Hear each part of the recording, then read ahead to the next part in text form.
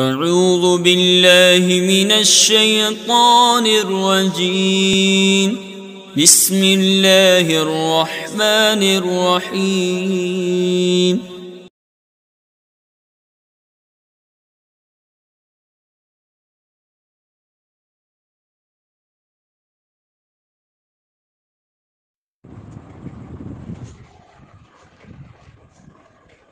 بسم اللہ الرحمن الرحیم۔ میں محمد خوشنود عالم دارالعلوم غریب نواز پریاگراج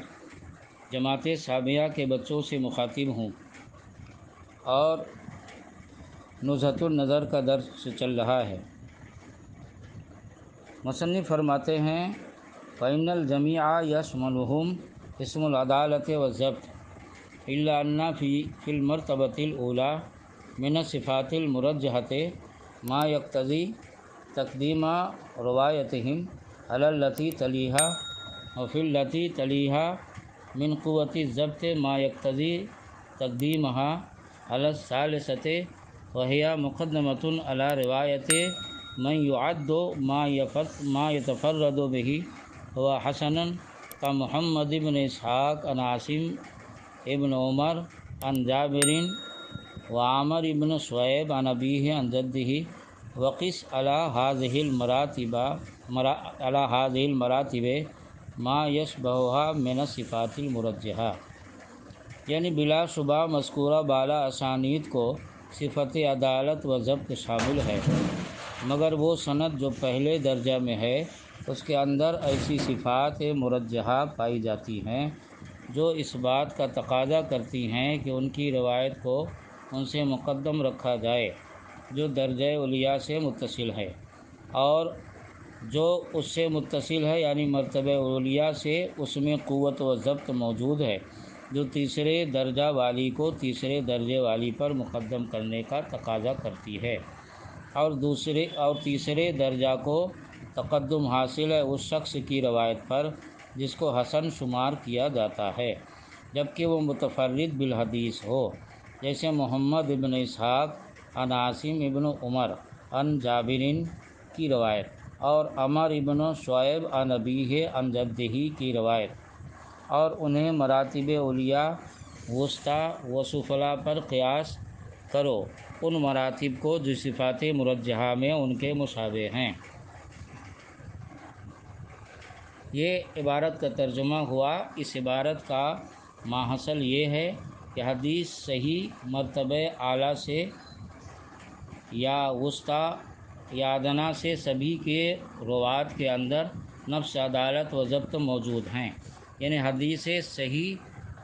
چاہے اعلیٰ درجے کی ہو، چاہے اوسط درجے کی ہو، چاہے ادنیٰ درجے کی ہو، نفس عدالت و ضبط سب کے روات میں موجود ہوتے ہیں، مگر مرتبہ اولیٰ میں مرتبہ ثانیہ سے زیادہ راجح ہیں، اس لیے اس کو مرتبہ ثانیہ سے مقدم رکھا جائے گا، اسی طرح ثانیہ کو ثالثہ پر، اور جو سب سے ادنیٰ درجہ کی صحیح حدیث ہے وہ حسن لذاتہ ہی پر مقدم ہوگی، اور جب وہ حسن لذاتہ ہی پر مقدم ہے تو حسن لغیرہ ہی پر بدرجہ اولیٰ مقدم ہوگی۔ بسم اللہ الرحمن الرحیم۔ میں محمد خوشنود عالم دارالعلوم غریب نواز پریاگراج جماعت ثابیہ کے بچوں سے مخاطب ہوں اور نزہۃ النظر کا درس چل رہا ہے۔ مصنف فرماتے ہیں والمرتبۃ الاولیٰ ہی التی اطلق علیہا بعض الائمۃ انہا اصح الاسانید والمعتمد عدم الاطلاق لترجمۃ معینۃ منہا نعم یستفاد من مجموع ما اطلق علیہ الائمۃ علیہ ذالک ارجحیۃ علی ما لم یطلقوہ ویلتحق بہذا التفاضل ما اتفق الشیخان علی تخریجہ بالنسبۃ الی من فرد بہ احدہما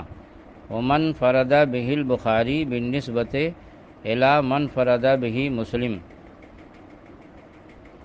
لاتفاق العلماء بعدہما علی تلقی کتابیہما بالقبول واختلاف بعضهم فی ایہما ارجح فما اتفق علیہ ارجح من هذه الحیثیت مما لم يتفق علیہ وقد صرح الجمہور بتقدیم صحیح البخاری فی الصحۃ ولم یوجد عن عہد التصریح بنقیضہ، یعنی اور مرتبہ اولا وہ ہے جس پر بعض ائمہ نے اصح الاسانید کا اطلاق کیا ہے، اور قابل اعتماد بات یہ ہے کہ کسی خاص سند پر اصح الاسانید کا اطلاق نہ کیا جائے۔ ہاں، اس سے اس بات کا استفادہ ضرور ہوتا ہے کہ جس پر ائمہ نے اصح الاسانید کا اطلاق کیا ہے وہ اس سے راجح ہو جس پر ائمہ نے اصح الاسانید کا اطلاق نہیں کیا، اور اسی تفاضل کے ساتھ وہ حدیث بھی ملحق ہو جائے گی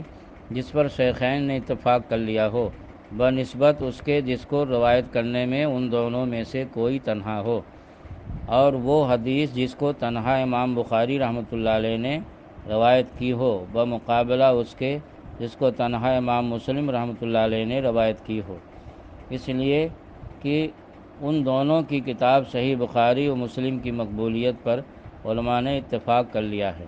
اور علماء کا اس بارے میں اختلاف ہے کہ ان دونوں میں کون راجح ہے، پس حدیث پر دونوں متفق ہوں وہ حدیث اس تلقی بالقبول کی حیثیت سے اس پر مقدم ہوگی جس پر دونوں متفق نہ ہوں، اور جمہور علماء نے از روئے صحت صحیح بخاری کی تقدیم کی صراحت کی ہے اور اس کے خلاف کسی کی صراحت نہیں پائی گئی۔ یہ عبارت کا ترجمہ ہوا، مطلب یہ ہے کہ سند کے جو مقامات بیان کیے گئے ہیں ان میں پہلا درجہ اس سند کو حاصل ہوگا جس پر ائمہ حدیث نے اصح الاسانید کا اطلاق کیا ہے، جیسے یہ سند زہری عن سالم ابن عبداللہ ابن عمر عن ابی ہے۔ اس کے بعد مرتبہ علیہ میں دو سند مؤلف نے اور ذکر کی ہیں جن کا بیان عن قریب گزر چکا۔ جس سند پر محدثین نے اصح الاسانید کا اطلاق کیا ہے اگرچہ وہ سند اس سے زیادہ راجح ہے جس پر مصنف نے اصح الاسانید کا اطلاق نہیں کیا، مگر قابل اعتماد بات یہ ہے کہ کسی خاص سند پر اصح الاسانید کا اطلاق نہ کیا جائے، کیونکہ اس صورت میں اصحیت اسی سند کے ساتھ خاص ہو جاتی ہے، حالانکہ اس کے علاوہ اور سندیں ایسی ہیں جو بعض دوسرے اعتبار سے اصح ہیں، اور اسی فضیلت و برتری کے ساتھ وہ حدیث بھی ملحق ہے، یعنی شامل ہے جس کی تخریج شیخین نے کی ہو، یعنی اس کو مرتبہ علیہ حاصل ہوگا برخلاف اس کے جس کی تخریج شیخین میں سے کسی ایک نے کی ہو، اور اس کی وجہ یہ ہے کہ حدیث کی اصحیت کا دار و مدار اسباب ترجیح پر ہے۔ اس کے بعد اسی ضمن میں بھی یہ بتلایا گیا تھا کہ شیخین کے متفق علیہ روایات ان روایات پر مقدم ہوں گی جن کی روایت میں دونوں میں سے کوئی اکیلا ہو۔ اب یہاں سے اس کی فضیلت و تقدیم کی دلیل بیان کی جا رہی ہے۔ دلیل کا خلاصہ یہ ہے کہ چونکہ محدثین کرام نے صحیح بخاری اور صحیح مسلم کو بلا کسی اختلاف کے قبول کر لیا ہے، جس سے ان دونوں کی فضیلت دیگر کتب احادیث پر ثابت ہوئی، لہذا ان دونوں شیخین کی تخریج کردہ حدیث ان احادیث پر مقدم ہوگی جس کی تخریج دونوں نے متفق ہو کر نہ کی ہو۔ بسم اللہ الرحمن الرحیم۔ میں محمد خشنود عالم دارالعلوم غریب نواز فریاگ راج جماعت سابعہ کے بچوں سے مخاطب ہوں اور نزہۃ النظر کا درس چل رہا ہے۔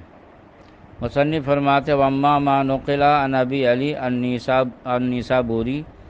انہ قال ما تحت ادیم السماء اصح من کتاب مسلم فلم یصرح بکونہ اصح من صحیح البخاری لأنہ انما نفی وجود کتاب اصح من کتاب مسلم اذ المنفی انما ہوا ما یقتضیہ صیغۃ افعال من زیادت صحۃ فی کتاب شارکا کتاب مسلم فی الصحۃ یمتاز بتلک الزیادۃ علیہ ولم ینفی المساوات، یعنی اور رہا وہ جو ابو علی نیسابوری سے منقول ہے کہ آسمان کے نیچے امام مسلم کی کتاب سے زیادہ صحیح کوئی کتاب نہیں، تو انہوں نے اس بات کی صراحت نہیں کی کہ بخاری شریف سے زیادہ صحیح ہے، اس لیے کہ امام ابو علی علیہ رحمہ نے صحیح مسلم سے زیادہ صحیح کتاب پائے جانے کی نفی کی ہے، کیونکہ جس کی نفی کی ہے یہ وہ ہے جس کا تقاضا سے گئے افعال کر رہا ہے، یعنی صحت کی زیادتی کے اعتبار سے کوئی کتاب ایسی نہیں ہے جو امام مسلم کی کتاب کی صحت میں شریک ہو کہ اس زیادتی کے سبب سے وہ ممتاز ہو جائے، مساوات کی نفی نہیں کی ہے۔ یہ عبارت کا ترجمہ ہوا۔ اس عبارت کا مطلب یہ ہے کہ آپ نے ابھی کچھ دیر پہلے یہ فرمایا تھا کہ جمہور محدثین کرام نے اس بات کی صراحت کی ہے کہ صحیح بخاری کو صحیح مسلم پر تقدم حاصل ہے، حالانکہ ابو علی نیساپوری کا کہنا ہے کہ مسلم شریف سے زیادہ صحیح کوئی کتاب ہی نہیں، جس سے بظاہر یہ سمجھ میں آتا ہے کہ صحیح مسلم صحیح بخاری سے بھی اصح ہے۔ اس اعتراض کا جواب مصنف نے اس عبارت میں دیا ہے، جس کا خلاصہ یہ ہے کہ ان کی عبارت سے یہ سمجھنا کہ صحیح مسلم صحیح بخاری سے اصح ہے ہرگز صحیح نہیں، کیونکہ ان کی عبارت کا مطلب صرف اتنا ہے کہ صحیح مسلم سے اصح کوئی کتاب نہیں، رہا یہ کہ اس کے مساوی بھی کوئی کتاب ہے یا نہیں تو اس سلسلہ میں حضرت بالکل خاموش ہیں۔ پھر حضرت کی عبارت سے معترض نے کیسے سمجھ لیا کہ مسلم کو بخاری پر تقدم حاصل ہے؟ ہاں، ان کی عبارت سے زیادہ یہ لازم آتا ہے کہ بخاری مسلم دونوں صحت میں مساوی ہیں، کسی کو کسی پر تقدم حاصل نہیں۔ مصنف جو کہنا چاہتے ہیں اس کے اعتبار سے میں نے تشریح کی ہے، اور اس کے اعتبار سے جو مصنف نے کہا مطلب یہ ہے، ورنہ حقیقت یہ ہے کہ مصنف علیہ رحمہ کی یہ تحقیق لغت پر مبنی ہے، رہا عرف عادت تو عرف میں ایسے مقام پر فضیلت اور مساوات دونوں کی نفی ہوا کرتی ہے، جیسا کہ حدیث شریف میں ہے ما رأیت احسن من رسول اللہ صلی اللہ علیہ وسلم، یعنی میں نے رسول اللہ صلی اللہ علیہ وسلم سے زیادہ حسین نہیں دیکھا، تو اس کا مطلب یہ نہیں کہ میں نے آپ صلی اللہ علیہ وسلم سے زیادہ حسین نہیں دیکھا، آپ کے برابر حسین دیکھا ہے، بلکہ عرف میں مطلب یہ ہوتا ہے کہ میں نے نہ آپ کے برابر حسین دیکھا نہ آپ سے زیادہ، جیسا کہ نزہۃ النظر صفحہ نمبر 28 حاشیہ نمبر 4 پر موجود ہے۔